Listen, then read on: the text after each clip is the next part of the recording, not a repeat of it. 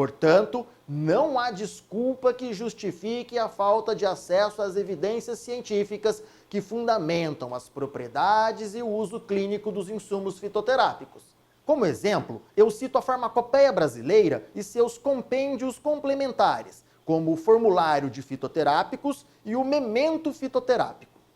Também indico o uso de algumas referências internacionais, como as monografias da Comissão E alemã e as monografias publicadas pela coleção da Organização Mundial da Saúde.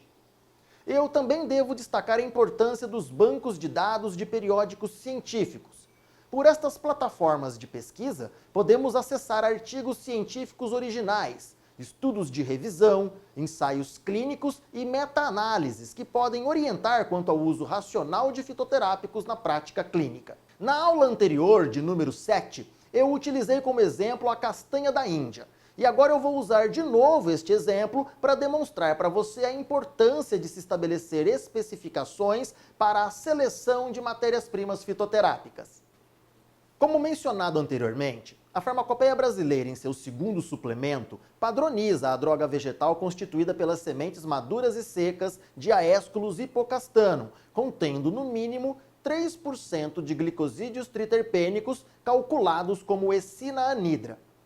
Esta droga vegetal pulverizada deve ser empregada apenas no preparo do extrato fluido, que, consequentemente, será empregado na fabricação de um extrato seco padronizado.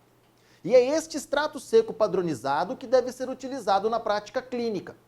Esta informação é encontrada tanto no Memento Fitoterápico da Farmacopeia Brasileira, como em monografia da Comissão E alemã e também em monografia publicada pela Organização Mundial da Saúde. Ou seja, informação muito bem evidenciada. O extrato seco utilizado nos estudos clínicos descritos foi padronizado entre 16 a 20% de glicosídeos triterpênicos calculados como essina. E a dose recomendada nestas referências é de 250 a 312 mg deste extrato seco, dividida em 2 administrações diárias, perfazendo um total equivalente a 100 mg de essina livre por dia.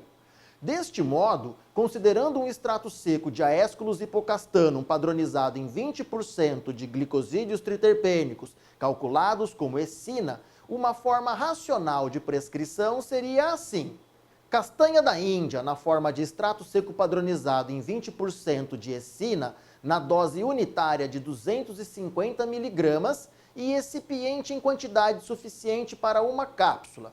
Prepare ou manipule 60 cápsulas.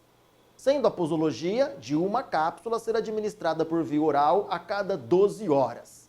Considerando a padronização do extrato empregado, cada dose unitária de 250 mg contém 50 mg de essina livre.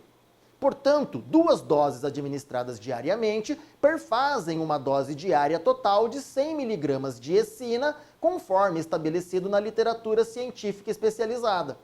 Este exemplo demonstra uma situação ideal, onde há o extrato descrito na literatura disponível como matéria-prima na farmácia, e onde todas as circunstâncias permitem que o paciente receba a preparação magistral fitoterápica em conformidade aos estudos clínicos realizados. Mas nem sempre temos à nossa disposição um extrato seco padronizado, tal qual descrito nos estudos clínicos publicados ou nas monografias.